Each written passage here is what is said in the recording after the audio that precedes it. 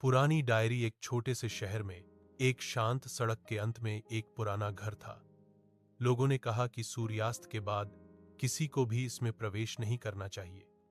रिया, एक कॉलेज की छात्रा, ऐसी कहानियों पर विश्वास नहीं करती थी। उसे पुरानी चीजें पसंद थीं, पुरानी किताबें, पुराने पत्र और भूली हुई जगह। एक दोपहर अपनी दादी के स्टोर रूम की सफाई करते समय रिया को एक पुरानी डायरी मिली। इसका कवर फटा हुआ था और पन्ने पीले थे। पहले पन्ने पर फीकी स्याही में एक नाम लिखा था, अनन्या, 1998। रिया को अजीब लगा। वह साल उसके जन्म से पहले का था। उस रात उसने डायरी पढ़ना शुरू किया। लिखावट साफ लेकिन कांपती हुई थी। अनन्या ने उसी शहर में अपने जीवन के बारे में लिखा।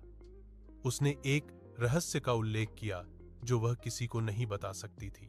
हर पन्ने का अंत एक ही पंक्ति से होता था, अगर आप इसे पढ़ रहे हैं तो मैं पहले ही जा चुकी हूं। रिया का दिल तेजी से धड़कने लगा। जैसे ही उसने पन्ने पलटे, शब्द और गहरे हो गए। अनन्या ने लिखा कि कोई उसे देख रहा था। उसने रात में कदमों की आहट सुनी। दरवाजे अपने आप खुल गए। अंतिम प्रविष्टि अचानक समाप्त हुई। उसे पता है, मेरे पास ज्यादा समय नहीं है। सच्चाई छिपी हुई है। वाक्य अधूरा था। अचानक रिया के कमरे की बत्तियां बुझ गईं। उसका फोन स्क्रीन अपने आप जल उठा।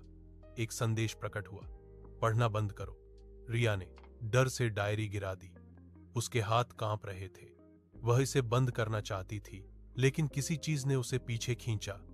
उसने आखिरी पन्ने पर बना एक छोटा सा नक्शा देखा।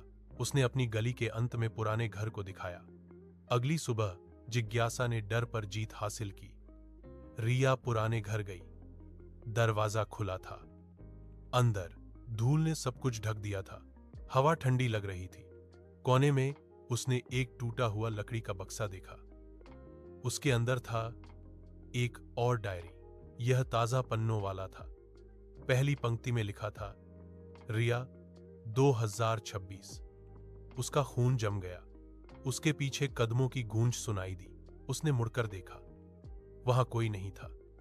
जब उसने डायरी की ओर वापस देखा तो एक नई पंक्ति धीरे धीरे दिखाई दी, मानो किसी अदृश्य हाथ ने लिखी हो। अब तुम जानती हो, डायरी कभी भी अपने पाठक को जाने नहीं देती। दरवाजा जोर से बंद हो गया। बाहर पुराना घर शांत खड़ा था, अपने अगले आगंतुक का इंतजार कर रहा था।